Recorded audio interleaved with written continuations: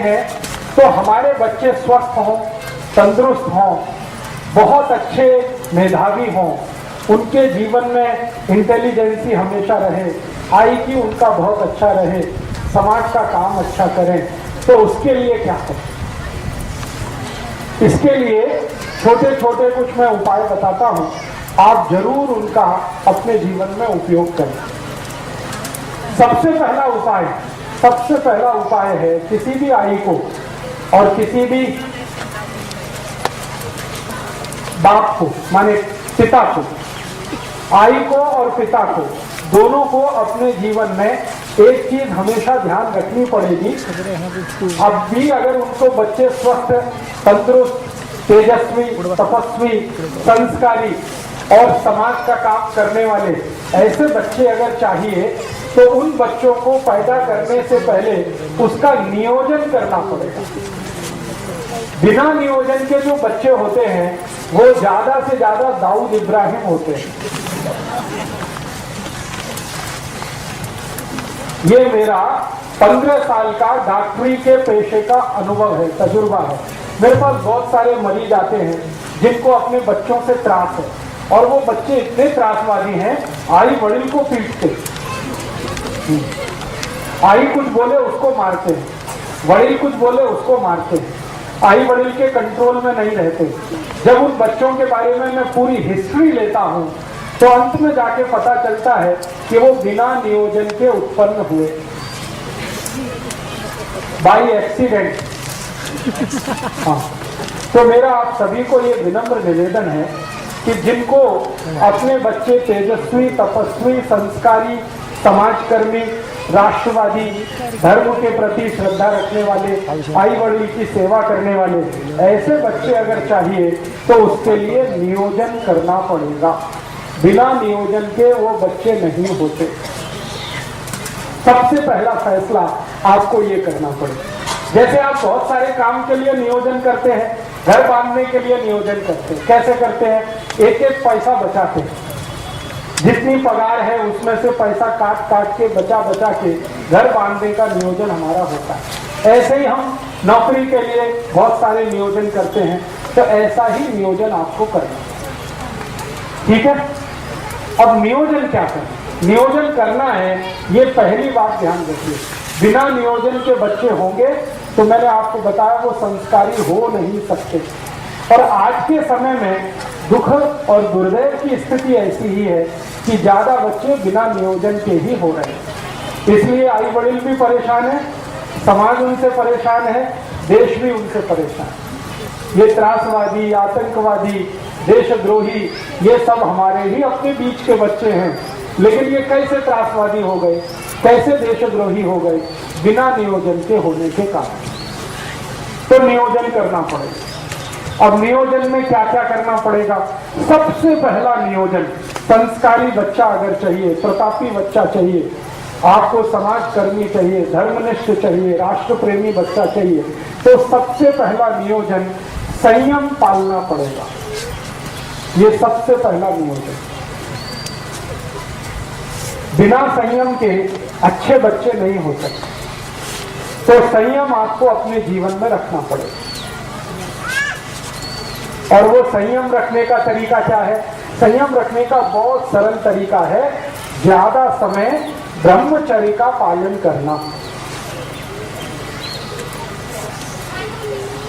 ब्रह्मचर्य संयम पालने का सबसे बड़ा तरीका है, सबसे आसान तरीका, ये ब्रह्मचर्य का पालन करना। अभी मेरा जो फिजियोलॉजी और एनाटॉमी का अभ्यास है, विज्ञान का जो अभ्यास है, उस अभ्यास के हिसाब से मैं एक जानकारी देना चाहता हूँ। इस जानकारी को आप गंभीरता से सुने, स्वीकार करें। स्त्री के लिए संयम पालना बहुत आसान है, पुरुष के लिए नहीं। माने क्या है, ब्रह्मचर्य का पालन किसी स्त्री को करना हो तो वो बहुत आसानी से कर सकती है, पुरुष के लिए ये संभव नहीं होता। क्यों? इसलिए कि ईश्वर ने स्त्री का शरीर ऐसा बनाया है जो पुरुष से ज्यादा अच्छा है क्वालिटी में। कुछ ऐसे हार्मोन्स हैं, कुछ ऐसे केमिकल्स हैं जो स्त्री शरीर में ही है, पुरुष शरीर में नहीं है। और वही हार्मोन स्त्री को ब्रह्मचर्य पालन करने में मदद करते हैं। तो स्त्री को ब्रह्मचर्य पालना अगर करनी है तो वो उसके लिए बहुत सहज है, सरल है, बहुत आसान है। जैसे हमारे जीवन के बहुत सारे काम हम सहजता से और आसानी से करते हैं, वैसे ही ब्रह्मचर्य का पालन और संयम का पालन किसी भी स्त्री को बहुत आसान है। पुरुष को उसके लिए प्रयास करना पड़ता है, स्त्री वो बिना प्रयास के ही कर सकती है। तो मैं ये बात जो कह रहा हूं वो सब भाइयों के लिए कह रहा हूं कि अगर अच्छी संतान चाहिए, तेजस्वी, तपस्वी, संस्कारी संतान चाहिए तो आपको ब्रह्मचर्य का पालन करना है। अब ब्रह्मचर्य का पालन करना है तो इसका मतलब क्या है? इसका मतलब सीधा सा ये है कि आप अपने जीवन का थोड़ा ऐसा नियोजन करो जिसमें ज्यादा आपको स्त्री के साथ संसर्ग ना करना पड़े। साल में 1 या 2 बार करें तो सबसे अच्छा, नहीं तो महीने में सिर्फ 1 बार। ऐसा आपको अपने जीवन में कुछ नियम बनाना पड़े। इस नियम का पालन करने के लिए संकल्प चाहिए। संकल्प के लिए आपको एक औषधि की मदद लगेगी, तो वो आप याद रखिए, वो औषधि है आल का रस। आल, अदरक।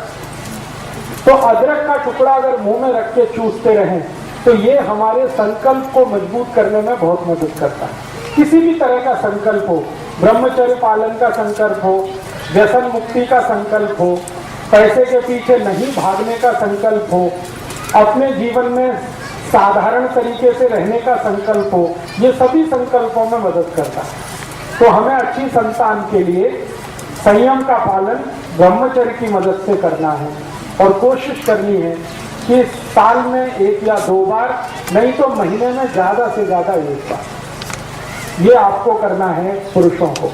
स्त्रियों के लिए ये सहज है, सरल है, क्योंकि भगवान ने उनको कुछ ज्यादा गुण दिए हैं, उनमें से एक गुण ये है। अब ये गुण होने का एक ही कारण है, मैंने बताया कि उनके शरीर में कुछ ऐसे हार्मोन्स हैं जो पुरुष के शरीर में नहीं।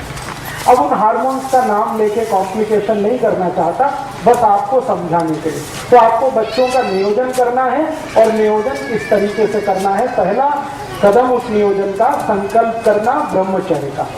दूसरा, नियोजन का दूसरा भाग क्या? दूसरा भाग आपको नियमित रूप से अपने जीवन में चूने का इस्तेमाल करना। चूना मैंने बार बार आपको बोला है, ये दोनों को इस्तेमाल करना है, स्त्री को, पुरुष को। तरीका मैंने बता दिया है, दही में डाल के, ताक में मिला के, रस में मिला के, जैसे भी आपको लेना है। 1 ग्राम चूना, ये दूसरा हिस्सा। तीसरा, आपको खान पान का ध्यान रखना। खान पान का ध्यान कैसे रखना है? अगर आपको आपके जीवन में ऐसे बच्चे चाहिए जो छत्रपति शिवाजी महाराज जैसे हों, राणा प्रताप जैसे हों, तो खान पान का बहुत आवश्यक ध्यान रखना पड़ेगा। वो ध्यान कैसा रखना पड़ेगा? आपका भोजन सात्विक होना है। सात्विक भोजन होने का माने मांस नहीं खा सकते, मदिरा नहीं पी सकते, अंडा नहीं खा सकते, किसी भी तरह का मांस नहीं खा सकते, कोई भी मांस नहीं चलेगा। तो सात्विक भोजन का माने निरामिष भोजन, सात्विक भोजन का माने शाकाहारी भोजन, सात्विक भोजन का माने बगैर अंडे का भोजन। ये सात्विक भोजन का आपको अपने जीवन में पालन करना ही पड़ेगा, बिना उसके आपके बच्चे तेजस्वी तपस्वी नहीं होने वाले। तो भोजन करते समय ये ध्यान रखें, मांसाहार का सेवन ना करें, तो शाकाहारी जीवन ज्यादा हो। शाकाहारी जीवन में कुछ चीजों का उपयोग भरपूर करना है, जैसे गाय का दूध, गाय के दूध का दही, दही की ताक, ताक में से निकाली हुई लोनी, लोनी से निकाला हुआ घी, ये ज्यादा उपयोग करना। और जैसे लोनी है ना, लोनी और उसके साथ खड़ी शक्कर, ये नियमित रूप से खाना, दोनों को खाना, पति को भी पत्नी को भी। लोनी, खड़ी शक्कर नियमित रूप से।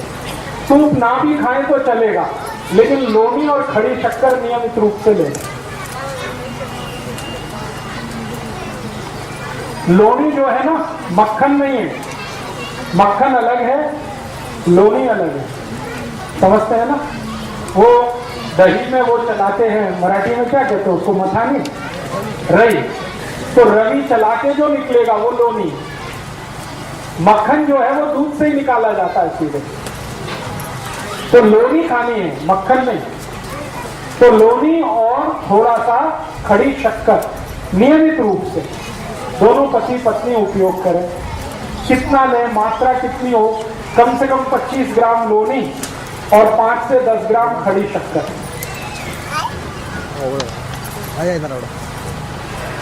और इसके अलावा जो नियमित रूप से आपको भोजन में लेना है, तिल आपको नियमित भोजन में खाना, तिल, मसूर की दाल, मूंग की दाल नियमित रूप से खाना। एक दिवस मूंग की दाल, एक दिवस मसूर की दाल, ऐसे नियमित रूप से खाना। और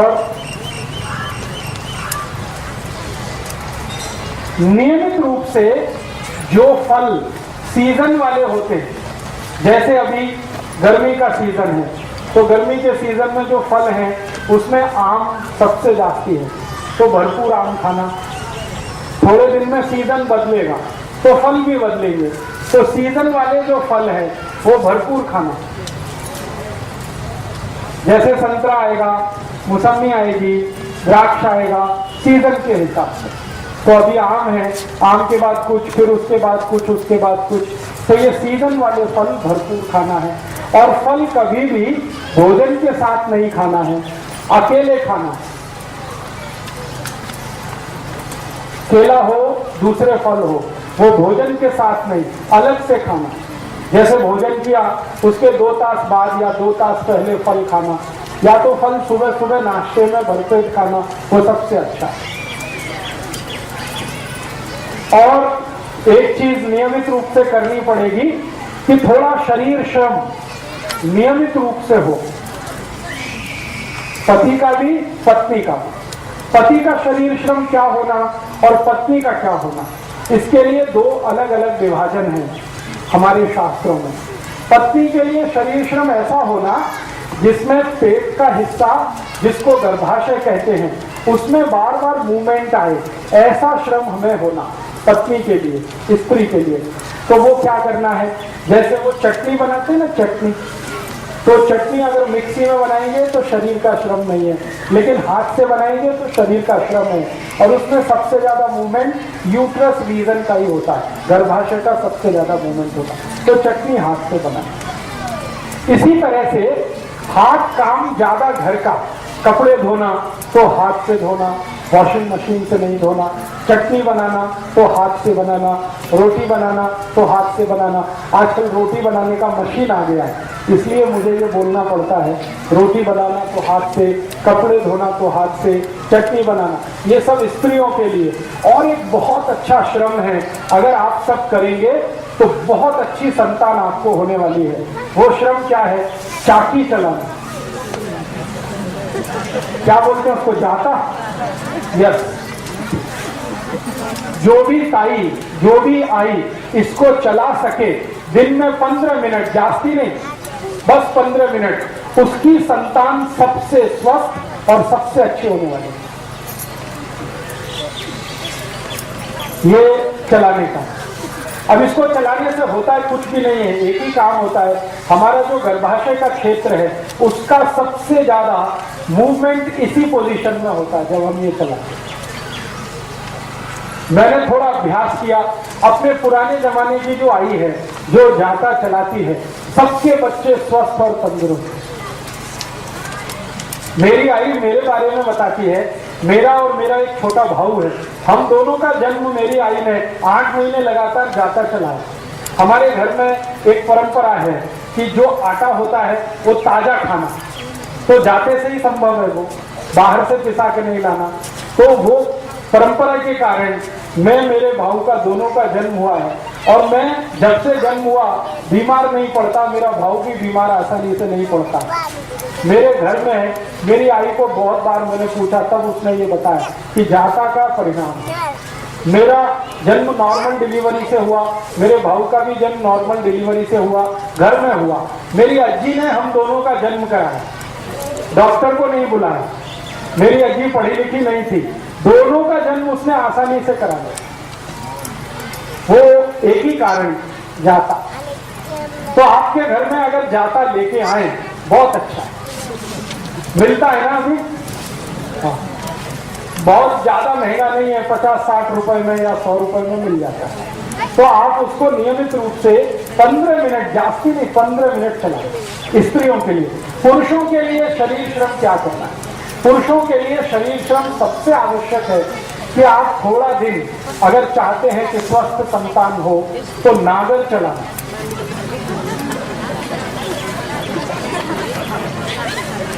नागर चलाना, अभी नागर चलाना उनके लिए तो आसान है जिनके पास खेती है और बैल है। जिनके पास खेती नहीं है उनके लिए थोड़ा मुश्किल है। तो उनको क्या करना पड़ेगा? नौकरी करते हैं बैंक में, बीमा कंपनी में, अभी तो हम नागर नहीं चला सकते, तो उसके बराबर का एक दूसरा श्रम है, उसी के जैसा श्रम है, सीढ़ियां चढ़ना और उतरना। अगर कर सकते हैं तो बहुत अच्छा है, नहीं कर सकते तो तीसरा और आखिरी श्रम है जास्ती पैदल चलना। पैदल चलना, एक दिन में 4-5 किलोमीटर पैदल चलने का आदत डालिए।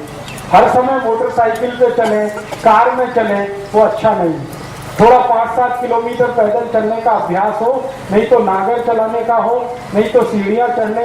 तो पुरुषों के लिए इस तरह का श्रम है, स्त्रियों के लिए जाता चलाना, चटनी बनाना, कपड़े धोना, ये सब श्रम अगर हम करें तो संतान आपकी स्वस्थ, तंदुरुस्त और बहुत तेजस्वी और तपस्वी होने वाली है। तो ये नियोजन के कुछ काम हैं। और एक काम करना है हमें नियोजन के लिए, बहुत आवश्यक है वो।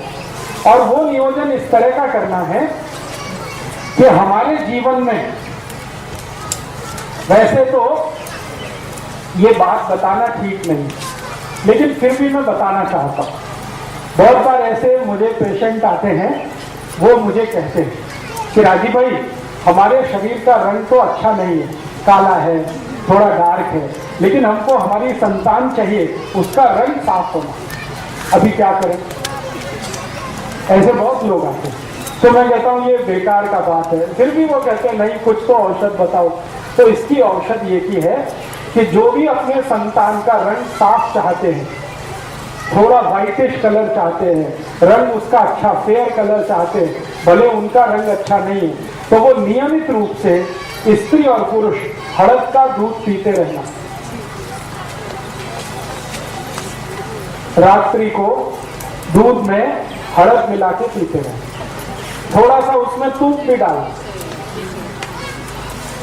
तो तूप, हड़द और दूध जो भी नियमित रूप से पिए, सभी के बच्चे उनसे ज्यादा अच्छे रंग वाले होते हैं।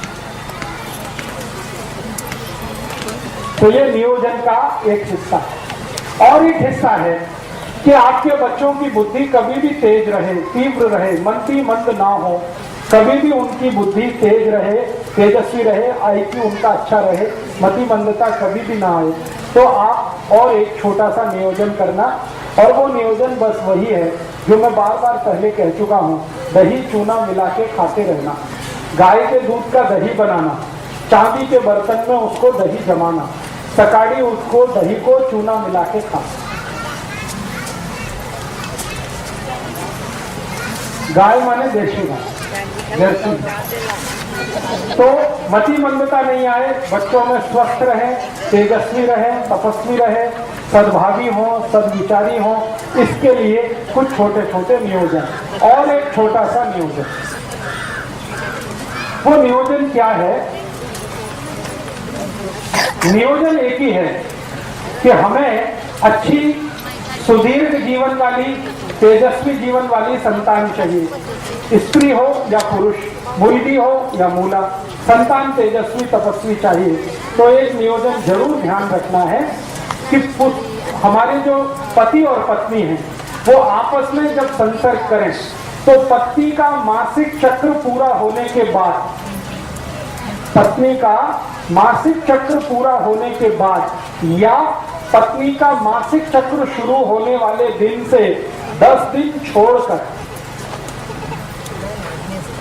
पत्नी का मासिक चक्र शुरू होने वाले दिन से 10 दिन बाद और 17 दिन के पहले या 18 दिन के पहले, बीच का ये 7-8 दिन का जो समय है, इसी समय में एक दूसरे के साथ संसर्ग करें तो सबसे ज्यादा तेजस्वी और तपस्वी संतान होगी।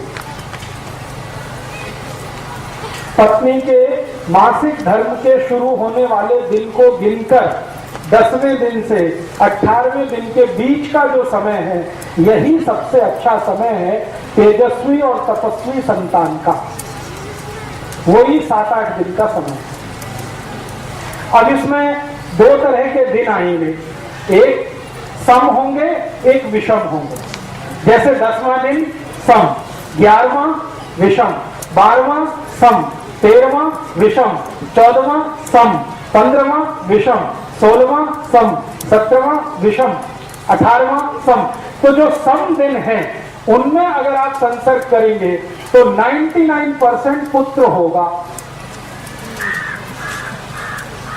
और विषम वाले दिन में संसर्ग करेंगे तो 99% पुत्री होगी। 1% इसमें अपवाद है और वो कहीं भी होता है। तो अगर आपको नियोजन करना है कैसा, अब व्यसन मुक्त युवक संघ में कुछ कार्यकर्ताओं के पास पुत्री है तो पुत्र चाहिए, तो उनके लिए ये माहिती मैं दे रहा हूं। और जिनके पास पुत्र है उनको पुत्री चाहिए, उनके लिए भी ये माहिती दे रहा हूं।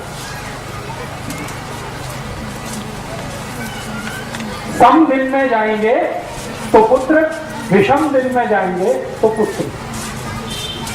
और एक और माहिती इसी नियोजन के लिए, आप जानते हैं महीने के 2 पक्ष होते हैं, एक शुक्ल पक्ष और दूसरा, तो जो शुक्ल पक्ष है, इस शुक्ल पक्ष के दिनों में अगर आप संसर्ग के लिए जाते हैं तो 99% आपके बेटे या बेटी का जन्म जो होने वाला है वो बहुत प्रतापी, तेजस्वी, लड़ने वाला, भिड़ने वाला होगा।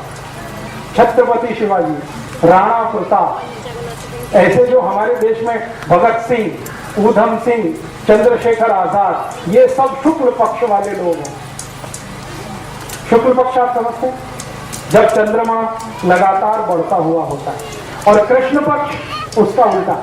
कृष्ण पक्ष में जब आप जाएंगे तो अच्छे से अच्छे साहित्यकार, वैज्ञानिक, बहुत बड़े डॉक्टर, इंजीनियर, चार्टेड अकाउंटेंट, ऐसे बच्चों का जन्म होगा। न्यूटन, आइंस्टाइन, जगदीश चंद्र खुराना, हमारे देश के बोस, हमारे देश के ये जो महान लोग साहित्य के क्षेत्र में, विज्ञान के क्षेत्र में, कला के क्षेत्र में आगे बढ़े हैं, ये सब कृष्ण पक्ष वाले लोग हैं। ठीक है। अब शुक्ल पक्ष और कृष्ण पक्ष का चक्कर क्या है? ये चक्कर है चंद्रमा के शरीर पर पड़ने वाली ऊर्जा। आप जानते हैं कृष्ण पक्ष में चंद्रमा नहीं होता और शुक्ल पक्ष में चंद्रमा बहुत तीव्र होता है। चंद्रमा की तीव्रता अपनी नहीं है। आपको मालूम है चंद्रमा का प्रकाश कहां से आया? सूर्य से। तो चंद्रमा की तीव्रता है तो वो उसकी अपनी नहीं है, सूर्य की तीव्रता है। तो आप समझ लीजिए शुक्ल पक्ष में सूर्य की तीव्रता है, तो उस दिन में जो संतान आएगी वो सूर्य जैसी ही होने वाली है। सूर्य कैसा है? जला के सबको राख कर दे, ऐसा। तो राणा प्रताप, छत्रपति शिवाजी, संभाजी महाराज, ये सब ऐसे ही लोग हैं जो शुक्ल पक्ष वाले।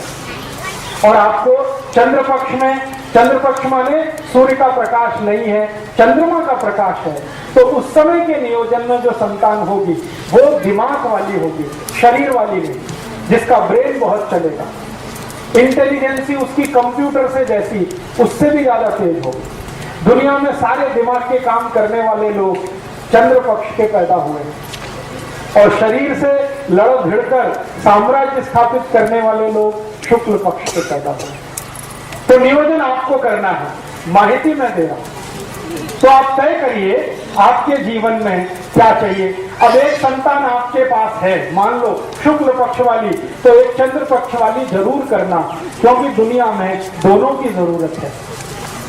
खाली लड़ने भिड़ने वाला ही नहीं चाहिए, विज्ञान की खोज करने वाला भी चाहिए, क्योंकि दोनों से जीवन चलता है। शत्रु से रक्षा करने के लिए है और देश को आगे बढ़ाने के लिए भी है। तो एक संतान शुक्ल पक्ष की, एक चंद्र पक्ष की, ऐसा नियोजन करिए। एक संतान सम तारीख वाली, दूसरी विषम तारीख वाली, ऐसा नियोजन करिए। और बाकी के शुरू के नियम जितने मैंने बताए हैं वो सबको एक साथ पालन करना, ठीक है। इसके आगे और भी बहुत सारे नियम हैं, लेकिन वो इतने बारीक हैं कि मैं बताऊंगा आपके दिमाग में जाएंगे नहीं। अभी जितना बताया है इतने पर आप प्रयास शुरू करें।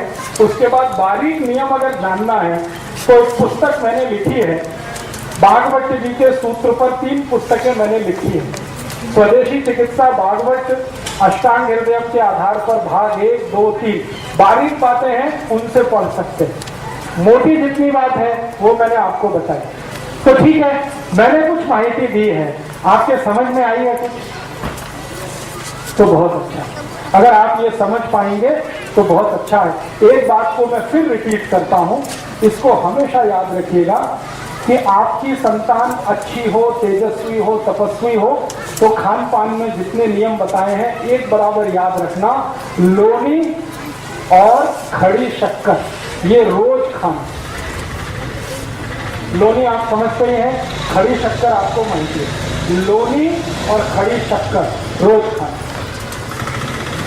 दोनों को खाना, पति को भी पत्नी को भी। जी मतिमंद और हैंडीकैप जो बच्चे होते हैं वो कहां से आते हैं? ज्यादातर मतिमंद और हैंडीकैप जो बच्चे होते हैं वो उन पति पत्नी के हैं, उन आई बड़ी के हैं जिनके दोनों के शरीर में कैल्शियम बहुत बहुत कम है। उनके बच्चे मतिमंद होने ही वाले हैं, उनके बच्चे हैंडीकैप्ड होने ही वाले हैं। पति के शरीर में कैल्शियम कम हो, पत्नी के शरीर में कैल्शियम कम हो, जरूर बच्चे ऐसे होंगे जो मतिमंद होंगे और शरीर से विकलांग होंगे। तो ध्यान रखिए इसका, कैल्शियम कम ना हो शरीर में। तो आप बोलेंगे क्या इसका टेस्ट होता है? हाँ, कैल्शियम का टेस्ट होता है। आपकी बोन टेस्ट करा के आप कैल्शियम की मात्रा पता लगा सकते हैं। बाजार में जो पैथोलॉजी के डॉक्टर हैं वो कैल्शियम टेस्ट करते हैं, आप चाहें तो टेस्ट करा सकते हैं। ज़्यादा खर्चा नहीं है, 50 या 60 रुपए के खर्चे में या बहुत अधिक 100 रुपए के खर्चे में कैल्शियम टेस्ट हो जाता है।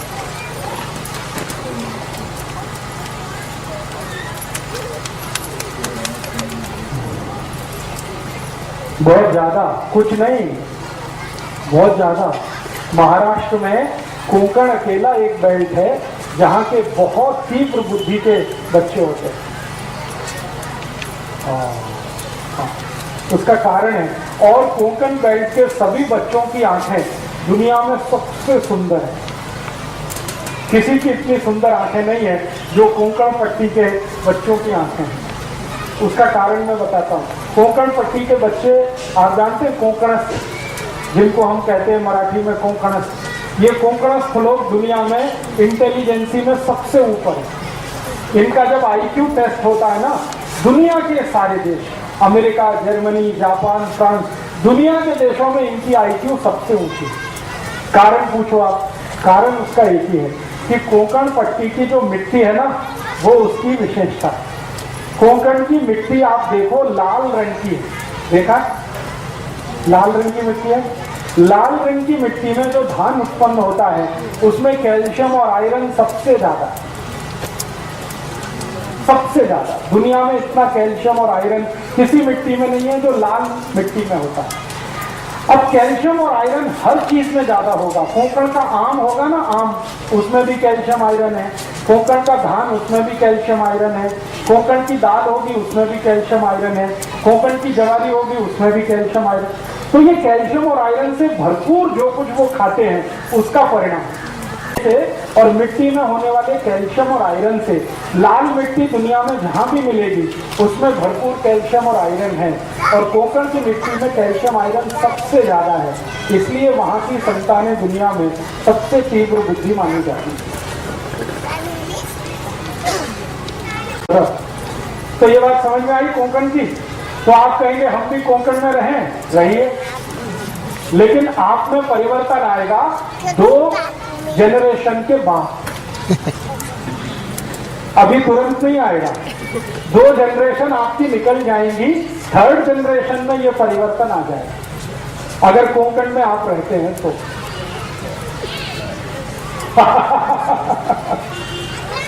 हाँ, अब आप देखिए, इनका तो सवाल और भी अच्छा है कि कोंकण में हम नहीं रह सकते, कोंकण को अपने घर में ला सकते हैं। मतलब ये है कि ऐसा धान्य खाएं जिसमें आयरन और कैल्शियम ज्यादा हो, तो वो आपके घर में भी होगा।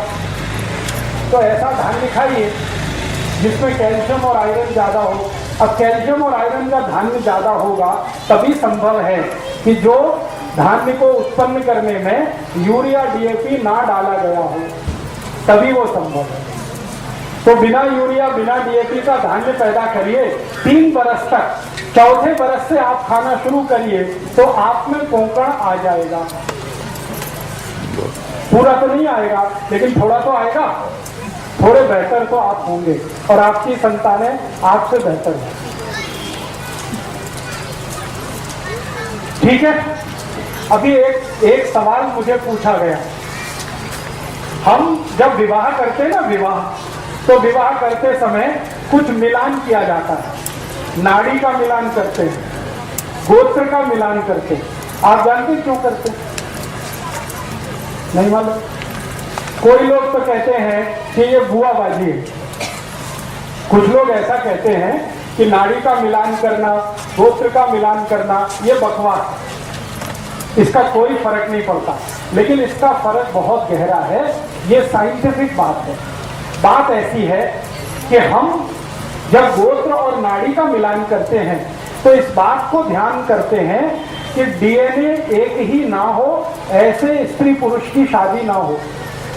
एक ही डीएनए ग्रुप वालों की शादियां अगर हो गई तो जिंदगी भर संतान का त्रास रहेगा।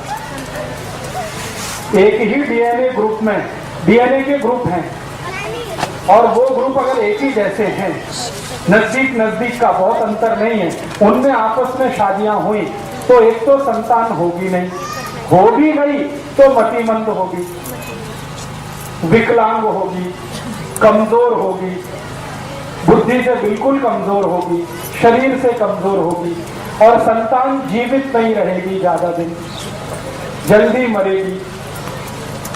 अगर एक ही ब्लड ग्रुप के नजदीक वालों की शादियां हो गई, तो जब हम नाड़ी और गोत्र देखते हैं तो उसका इसी बात का ध्यान रखते हैं। एक ही नाड़ी और एक ही गोत्र में शादी इसलिए नहीं करते हैं ताकि डीएनए एक ना हो। डीएनए एक होने के चांसेस तभी हैं जब नाड़ी एक हो और गोत्र एक हो, तो 100% ब्लड ग्रुप एक हो जाता है। इसलिए ये ध्यान रखा जाता है। तो हमारे बुजुर्गों ने एक परंपरा बनाई, विवाह करने के पहले नाड़ी का मिलान करना, गोत्र का मिलान करना। वो परंपरा बहुत साइंटिफिक है। अगर उसका ध्यान रख के आप शादियां करते हैं तो आपकी संतान अच्छी होगी, नहीं ध्यान रखा है तो बहुत तकलीफ होगी। अब आजकल हमारे देश में क्या हुआ है, प्रेम विवाह बहुत होने लगे, लव मैरिजेज होने लगे, उसमें ये कोई ध्यान रखता नहीं, ना नाड़ी का ना गोत्र का, और सब लोगों को ये त्रास है। वो आते हैं मेरे पास, ज्यादातर प्रेम विवाह वाले एक संतान नहीं हो रही है, 10-10 साल से परेशान। फिर मैं कहता हूं जरा ब्लड चेक करो, तो ब्लड चेक करते हैं तो पता चला एक ही दोनों का ब्लड ग्रुप है, तो हो ही नहीं सकती संतान, कितनी भी कोशिश करो। तब मैं उनको कहता कि आपको संतान का सुख नहीं है। तो कहते हमने क्या पाप किया था? तो मैंने कहा आपने पाप एक ही किया था, प्रेम विवाह किया था। यही पाप आपने किया। अगर नाड़ी गोत्र का ध्यान रख के करते तो ये नहीं होता। माने इसका क्या है? माने इसका सीधे से ये है कि अगर हम प्रेम विवाह भी करते हैं तो इस बात का ध्यान रखें। अगर इस बात का ध्यान आप नहीं रखते तो आपको भविष्य में बहुत तकलीफें आएंगी। तब प्रेम तो छूट जाएगा, विवाह जो है घिसटता हुआ जाएगा। ये जो प्रेम है ना, ये ज्यादा दिन टिकता विकता नहीं है, क्योंकि ये आवेग जैसा होता है, ये इम्पल्स है। एक कुछ खास तरह का हार्मोन हमारे माइंड में बनता है, उसका नाम है डोपामाइन। और डोपामाइन एक अकेला हार्मोन है जो थोड़ी देर ही टिकता है। तो प्रेम भी डोपामाइन का असर है, थोड़ी देर टिकता है, उसके बाद खत्म हो जाता है, स्त्री में भी पुरुष में भी। और जब प्रेम खत्म हो जाता है तब जीवन में असली संघर्ष शुरू होता है, असली। और वो इतना खराब संघर्ष होता है कि कोई देख नहीं सकता। थोड़े दिन पहले तक दोनों एक दूसरे के लिए मरने की तैयारी में हैं और डोपामाइन खत्म होते ही एक दूसरे को मार डालने की तैयारी में। ये ऐसी हालत हो जाती है। एक दिन पहले तक या 2 दिन पहले तक या 5-10 दिन पहले तक किसी स्त्री को उसका पुरुष और किसी पुरुष को उसकी स्त्री दुनिया का सबसे सुंदर, इससे ज्यादा सुंदर तो हो ही नहीं सकता। और 5-6 दिन के बाद ही दुनिया का सबसे कुरूप चेहरा वही है जो उसकी अपनी स्त्री है या उसका अपना पति है। ये सारा खेल डोपामाइन का है। तो प्रेम विवाह जो होते हैं ना, इनमें मैंने अक्सर देखा कि विवाह होते ही प्रेम थोड़े दिन में फना हो जाता है, खाली विवाह रह जाता है, लव चला जाता है, मैरिज रह जाती है और वो ऐसी घिसटती है जैसे एक टांग का आदमी घिसटता है। तो आप जीवन में कोई फैसला करें तो किसी आवेग में ना करें, मेरा ये कहना है। एक डॉक्टर की नाते मैं आपको सलाह दूंगा कि कभी भी जब आपके मन में इंपल्स बहुत ज्यादा हो तो कोई फैसला मत करिए, क्योंकि फैसले के गलत होने की शक्यता सबसे ज्यादा है। इंपल्स बहुत है तो एक बात याद रखिए, डोपामाइन नाम का हार्मोन बहुत है और ये हार्मोन है विवेक को खत्म कर देता है। विवेक काम ही नहीं करता, विवेक काम नहीं करेगा, फैसला गलत होगा। फैसला गलत होगा, जीवन भर आप पछताएंगे कि हमने एक समय पे छोटा सा गलत फैसला किया, उसका दुष्परिणाम जीवन भर भुगतना पड़ा। तो ये आप मत करिएगा।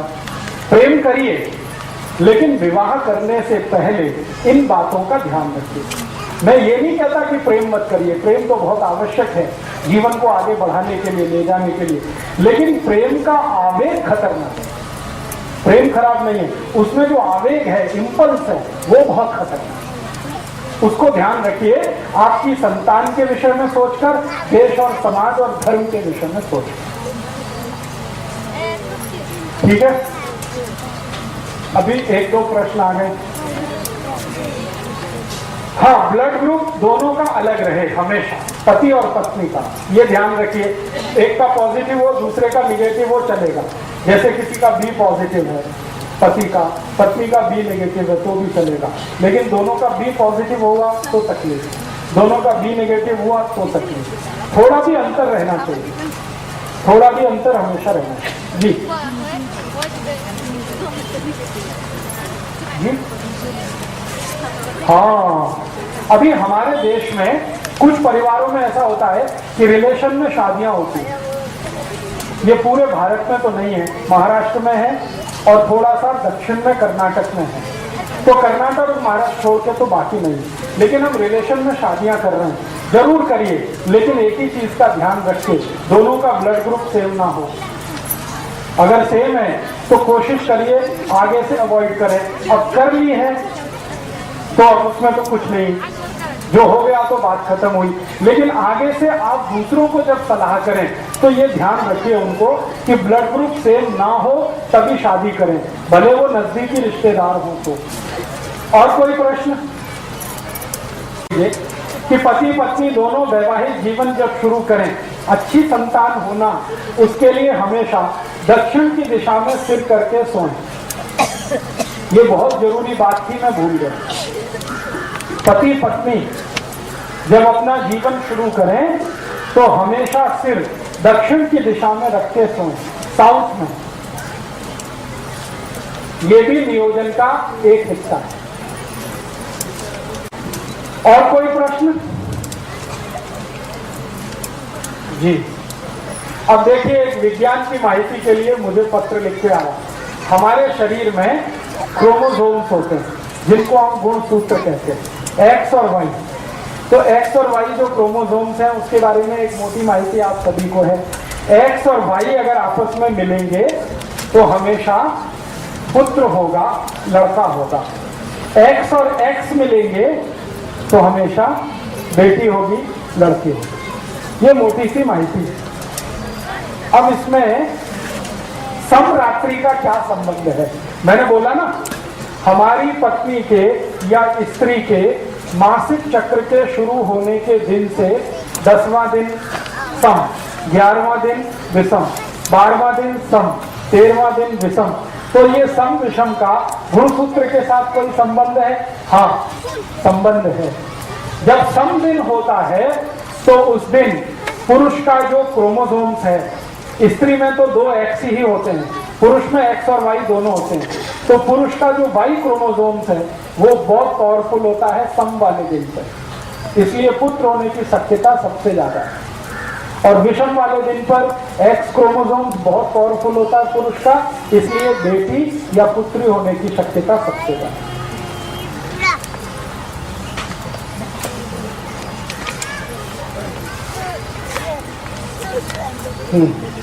अब देखिए, एक बहुत अच्छा सवाल है, वो सबके लिए मैं बोलना चाहता हूँ। स्त्रियों को जब मासिक पारी आती है ना, तो घर के जो पुराने बुजुर्ग हैं वो बहुत सारे कड़क नियम पालन करवाते हैं। स्वयं पाक घर में नहीं जाना, स्वयं पाक नहीं करना, भोजन नहीं बनाना, ऐसे करना, वैसे करना, वगैरह वगैरह। इसके पीछे का साइंस क्या है? इसके पीछे कुछ खास बात नहीं है, एक ही बात है कि जब स्त्री को मासिक पारी शुरू होती है तो उसके पूरे महीने का सबसे महत्वपूर्ण समय वो है, सबसे महत्व का समय। और मैं विज्ञान की माहिती आपको एक देना चाहता हूं कि वो समय सबसे महत्वपूर्ण तो है ही, सबसे पवित्र भी। उसमें होता क्या है कि स्त्री के शरीर का जो गर्भाशय है वो अपने को स्वच्छ कर रहा है और आने वाली संतान के लिए तैयारी कर रहा है। तो इससे ज्यादा पवित्र और अच्छा तो कुछ नहीं किसी भी स्त्री के। तो उसकी पवित्रता सबसे ज्यादा उन्हीं दिनों में होती है जब वो मासिक पारी में होती है। और पुरुष के बारे में मैं एक जानकारी देता हूं जो गुणसूत्र के आधार पर है और साइंस के आधार पर है कि पुरुष स्वभाव से अपवित्र होता है। हाँ, इसमें आप हंसिए मत, ये सच है। पुरुष जो है स्वभाव से, चरित्र से, बाई नेचर, बाई कैरेक्टर अपवित्र होता है, इम्प्योर जिसको कहते हैं, उसमें पवित्रता ज्यादा नहीं है। इसलिए आपको हैरानी होगी, भारत में बहुत सारे ऐसे देवस्थान हैं जहां पर पुरुष को जाने की अनुमति नहीं है। वो ये कहते हैं कि आपको देवस्थान में पूजा करनी है, अपनी पत्नी को लेके आओ। मैं बहुत सारे देवस्थान में नहीं जा सकता। हाँ, मेरे साथ ये दुर्घटना हो चुकी है। केरल में, तमिलनाडु में, आंध्र में ऐसे बहुत मंदिर है। मैं अंदर गया गर्भगृह में पूजा, उसने रोक दिया। पहले तो रोक दिया ये वस्त्र उतारो, तो मैंने कहा ठीक है उतारता हूँ। फिर धोती पहनो, धोती माने लुंगी पहनो, मैं वो भी पहन लिया। फिर उसने पूछा आपका विवाह हुआ? मैंने कहा नहीं हुआ, तो आप अंदर नहीं जा सकते। हाँ, मैं पूछा भाई क्यों नहीं जा सकता? उसने कहा आप पवित्र नहीं। हाँ, तो पहली बार मेरे जीवन में मैंने सोचना शुरू किया कि मैं पवित्र नहीं हूं। तो बाद में मैं वहां से लौट आया तो मेरे जो बहुत सीनियर गुरु हैं जिन्होंने मुझे चिकित्सा और ये सब सिखाया, क्योंकि मैं तो टेक्नोलॉजी का आदमी हूँ, इंजीनियरिंग फील्ड का, लेकिन चिकित्सा मैंने सीखी। तो जिन गुरुओं ने मुझे सिखाया, मैंने उनके सामने ये प्रश्न किया कि मंदिर का पुजारी कहता है मैं पवित्र नहीं हूँ। पवित्र तब होता हूँ जब मेरा विवाह होता है, पत्नी साथ होती है। तो मेरे जो सबसे बड़े गुरु थे उन्होंने कहा कि पवित्रता स्त्री में ही होती है, पुरुष में नहीं होती। और उसका कारण ये है कि हर महीने उसका शरीर अपने पुराने कचरे को निकालकर नया धारण करता है, पुरुष में ये नहीं होता। इसलिए मासिक पारी के दिनों का जो समय है वो सबसे पवित्र है। इसलिए कहा यह गया है कि इस पवित्र समय को फालतू के काम में बर्बाद नहीं करना। फालतू का काम क्या? स्वयं पाक करना, रोज होता ही है वो तो। फालतू का काम क्या? झाड़ू लगाना, पोछा लगाना, ये तो रोज चलता ही है। उन 4-5 दिनों में ज्यादा से ज्यादा क्या करना? ऐसा काम करना जो पवित्र ही है, जैसे ईश्वर का ध्यान करना, भजन करना, मन में थोड़ा सा संवाद करना अपने से, ईश्वर से। इसके लिए थोड़े फालतू कामों से समय को रखना बाहर। इसके लिए ये कहा गया कि दिन के जो सामान्य काम हैं वो उन 4-5 दिनों में नहीं करना। अब हुआ क्या? हमारे घर वालों ने इसका इंटरप्रिटेशन उल्टा कर दिया। इसका इंटरप्रिटेशन क्या कर दिया? ये खराब है, ये पवित्र है, वहां कोने में बैठ जाओ, किसी को छूना नहीं, किसी को ये करना नहीं। ये फालतू बातें हमारे घर में घुस गई क्योंकि हमने विज्ञान को छोड़ दिया, खाली परंपरा को ले लिया। तो मेरा आपको ये कहना है कि मासिक पाड़ी के जो भी 4-5 दिन हैं वो सबसे महत्व के दिन हैं, सबसे पवित्र दिन हैं। उनमें सबसे अच्छा काम करना चाहिए। तो जो काम आपके नॉर्मल रूटीन में नहीं हो रहा है वो उन दिनों में आप करिए। जैसे डेली के रूटीन में आपको बहुत समय स्वयं पाक में जाता है, वो 4-5 दिन आप स्वयं पाक के समय को बचाकर आपके ईश्वर के ध्यान का समय, आपके प्राणायाम का समय, आपके साधना के समय में लगे। इसके लिए वो समय थोड़ा खाली रखिए। और पुरुष को कहा गया है कि वो परेशान ना करे अपनी पत्नी को और स्त्री को उतने दिनों में, क्योंकि मैंने कहा ना, संयम स्त्री ही पालती है, पुरुष के बस की बात नहीं है। तो अक्सर पुरुष के संयम टूटते हैं, तो वो उन दिनों में तो संयम को कठोरता से पालन करे, ऐसा हमारे आयुर्वेद में निर्देश दिया गया। तो मासिक पाड़ी के समय सीना नहीं, फिरोना नहीं, ये काम नहीं करना, ये काम नहीं करना। इसके पीछे का अर्थ एक ही है कि आपका ये समय बचाकर थोड़ा ध्यान, थोड़ा प्राणायाम, थोड़ी समाधि की स्थिति में रहना। 4-5 बोल सकते हैं धीमे स्वर में। धीमे स्वर में माने मध्यम स्वर में। एक तो ओंकार हम करते हैं तीव्र स्वर में, वो मासिक पाड़ी के बाद के दिनों में करिए जब पाड़ी पूरी हो जाए। लेकिन पाड़ी के समय में आप ओंकार जरूर बोल सकते हैं मंद स्वर में, ज्यादा हाई पिच पे नहीं। ज्यादा हाई पिच पे कुछ भी नहीं करना, सब कुछ मंद स्वर में करना, क्योंकि उस समय शरीर की ऊर्जा बहुत तीव्र होती है, अग्नि बहुत तीव्र होती है, और ओंकार बोलने से भी अग्नि और तीव्र होती है। तो ओंकार मध्यम स्वर में बोलना। नहीं तो उस समय सबसे अच्छा शीतलीकरण प्राणायाम, शीतलीकरण समझते हैं, जीभ को बाहर निकाल के गोल कर, ये सबसे अच्छा है। शरीर को त्रास देने वाला कोई आसन ना करें। एक आसन उस समय जरूर करें, उसका नाम है मकर आसन। मकर आसन समझते हैं? पेट के बल लेटना और हाथ को ऐसे करके, और आपका ये चिन पोर्शन है, ये हाथ पे रख के पांव दोनों ऐसे ऐसे लेटना, ये सबसे अच्छा आसन है मकर आसन। फिर शीतलीकरण, फिर अनुलोम विलोम, ये प्राणायाम आपके लिए बहुत ही अच्छा है।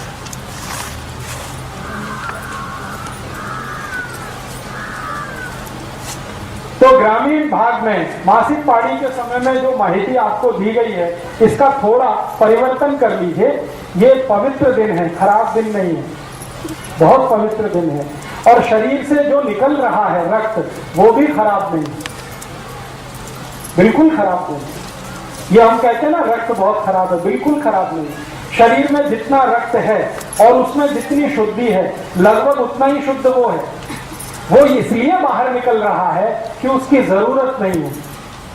अभी नया रक्त निर्माण होगा, वो 1 महीने तक शरीर में रहेगा, फिर उसकी जरूरत नहीं रहेगी तो वो निकलेगा, फिर नया निर्माण होगा। तो हर महीने नया निर्माण हो, इसके लिए पुराना स्थान खाली करने के लिए वो रक्त बाहर निकलता है। वो अशुद्ध रक्त है इसलिए निकलता है, ऐसा नहीं।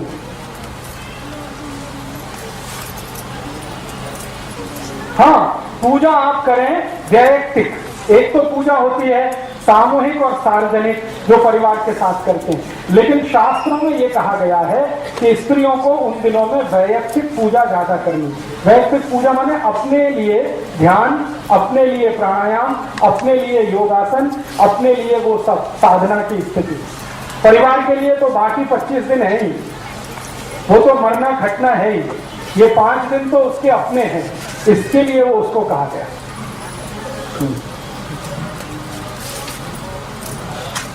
आराम तो करना ही है, क्योंकि उष्णता बहुत है। मैंने कहा ना, गर्मी बहुत होती है शरीर में। गर्मी ज्यादा होने से ब्लड प्रेशर बढ़ा हुआ होता है, तो ब्लड प्रेशर बढ़े हुए में ज्यादा काम करना अच्छा नहीं होता।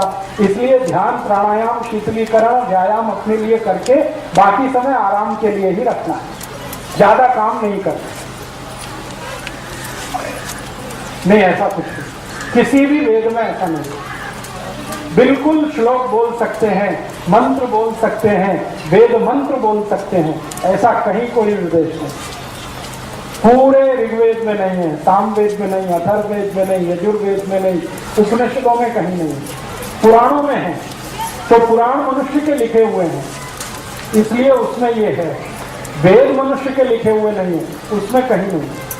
सभी वेदों में इस बात की छूट है कि आप मासिक पाळी के दिनों में ध्यान अपने लिए, प्राणायाम अपने लिए, प्रार्थना अपने लिए, ईश्वर के साथ संवाद अपने लिए कर सकते हैं।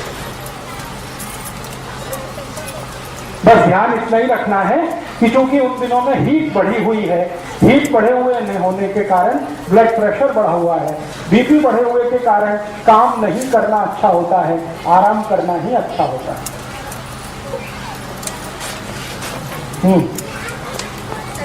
हाँ, इतनी बात समझ में आई जी?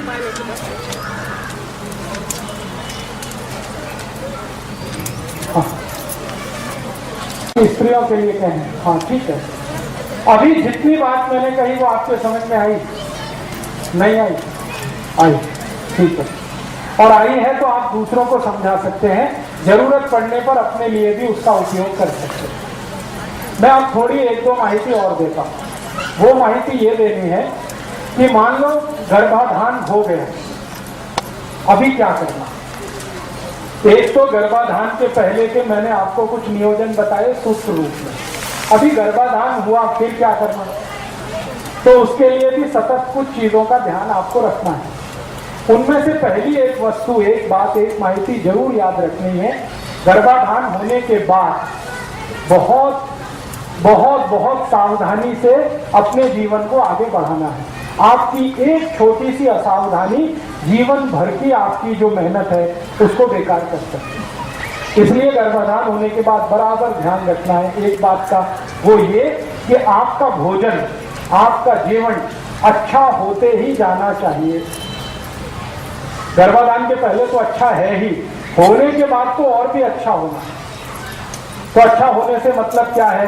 दूध, ताक, दही, लोनी, दूध, ये भरपूर खाना है। बिल्कुल चिंता मत करिए। उसके बाद पतला होने का भी बता दूंगा मैं। गर्भाधान होने के पहले का जो नियोजन मैंने बताया, बाद का भी उतना ही जरूरी है। आपको इस बात का ध्यान रखना है कि गर्भाधान होने के बाद दूध, दूध, लोनी, दही, ताक, ये भरपूर खाना है। और हमेशा याद रखना है गाय का खाना है। सूप तो जितना खाएं उतना अच्छा। फिर आपके मन में आएगा वजन बढ़ेगा, बिल्कुल चिंता मत करिए। गाय के दूध से कभी किसी का वजन नहीं बढ़ता, वजन बढ़ता है मशी के दूध से। मैं बार बार कह रहा हूं, गाय का दूध खाना है, मशी का नहीं खाना, वजन नहीं बढ़ेगा। गाय का दूध, मशी का नहीं पीना, गाय का पीना, तो भी वजन नहीं बढ़ेगा। तो सूप, दूध, दही, लोनी, ताक, घी, मक्खन, ये सब खाना। एक दूसरा, भरपूर कैल्शियम आपके शरीर में रहे, क्योंकि आपको और आपके बच्चे को दोनों को डबल कैल्शियम अब चाहिए। तो चूने की मात्रा लगातार खाती रहनी है, बढ़ा दिए तो और ही अच्छा है। दही में, ताक में चूना बराबर खाते रहना। केला भरपूर खाते रहना है, क्योंकि केले में भरपूर कैल्शियम है। फुटाने, शेंगा भरपूर खाते रहना है, दोनों में कैल्शियम है। तिल खाते रहना है, उसमें भरपूर कैल्शियम है। ये आप छोड़ दो, ये किसी शास्त्र में नहीं लिखा हुआ है। नहीं, आप भरपेट खाओ। आप जितना खाना चाहते हैं केला खाओ। कुछ त्रास हुआ तो मुझे फोन कर लेना।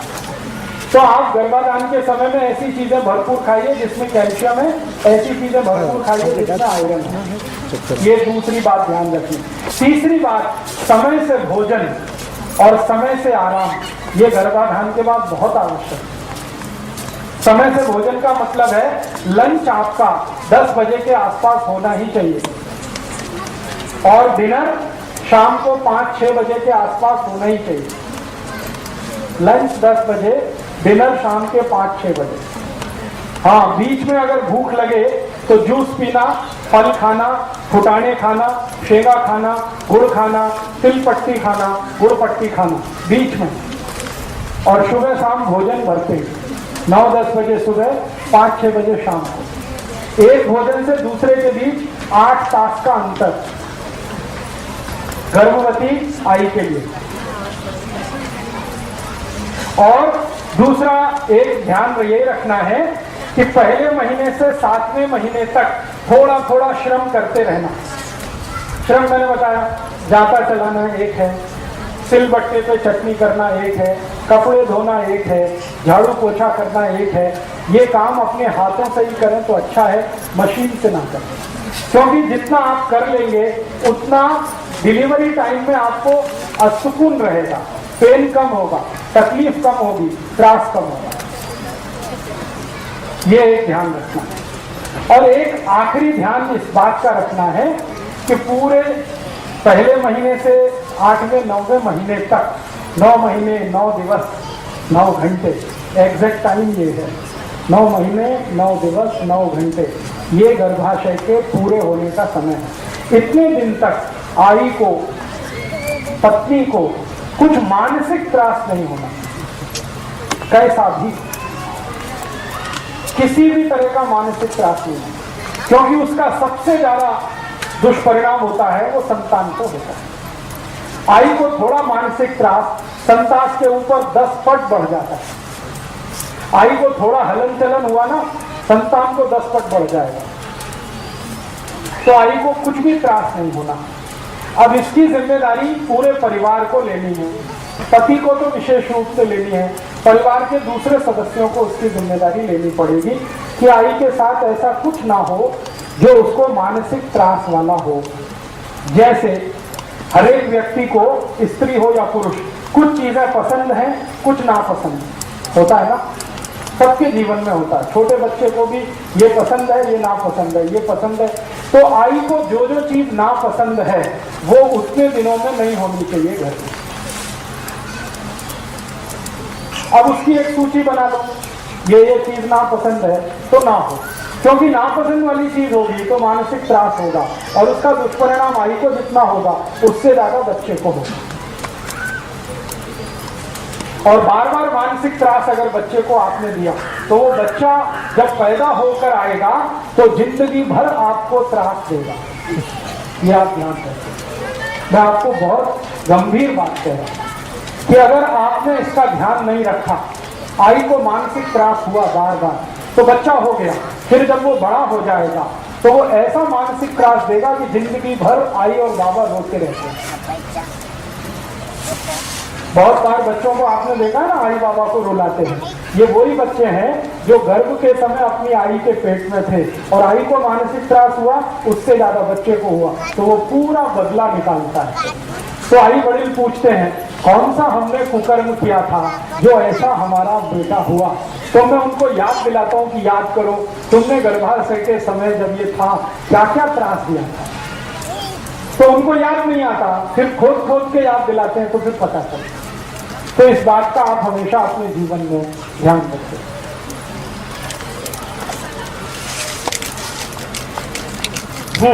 ग्रहण का असर होता है, सभी ग्रहण का, सूर्य ग्रहण हो रहा है, चंद्र ग्रहण, शरीर पर असर है तो बच्चे पे भी असर है। इससे तो हमेशा आप बचने की कोशिश करें।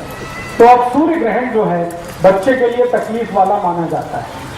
चंद्र ग्रहण उतना नहीं है, लेकिन सूर्य ग्रहण तो बहुत तकलीफ वाला है। तो जब सूर्य ग्रहण का समय हो तो आई को सूर्य ग्रहण के सामने नहीं आना। ये एक ही बात के लिए है कि आप थोड़ा आराम ज्यादा करो। सूर्य ग्रहण वाले दिन पता है क्या होता है? ब्लड प्रेशर बढ़ा हुआ होता है, क्योंकि सूर्य के कारण। और ब्लड प्रेशर बढ़ा हुआ है तो एक ही बात है, शरीर को ज्यादा त्रास मत दो, शांत रहो, आराम करो, इसलिए कहा जाता है ये काटो मत, वो काटो मत, ये छेड़ो मत, वो छेड़ो मत। उसका आराम से संबंध है, सीधा सीधा, क्योंकि सूर्य ग्रहण के समय में सबका बीपी बढ़ा हुआ है, और आई जो गर्भावस्था में है उसका तो और भी ज्यादा बढ़ा हुआ है। एक तो बच्चे के कारण बीपी बढ़ा हुआ है, ऊपर से सूर्य का ताप है, फिर ग्रहण का है, इन 3 कारणों से बीपी बहुत बढ़ा हुआ है। इसलिए कहा जाता है कि थोड़ा शांति से रहो, आराम से।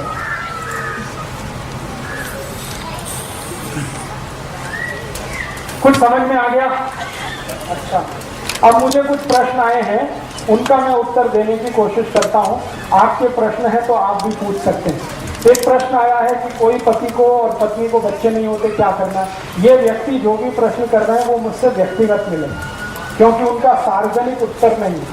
किसी का कोई तकलीफ है, किसी का कोई तकलीफ, किसी में पति को तकलीफ है, किसी में पत्नी को तकलीफ है, तो एक जर्नल उत्तर इसका मैं नहीं दे सकता। इसलिए आप व्यक्तिगत रूप से मिले, नहीं तो मेरा नाम पता लिख लें, मुझे खत लिखें या ईमेल करें, विस्तार से आपकी माहिती मुझे दें, तो विस्तार से ही मैं समझ के कोई औषध बता सकता हूँ।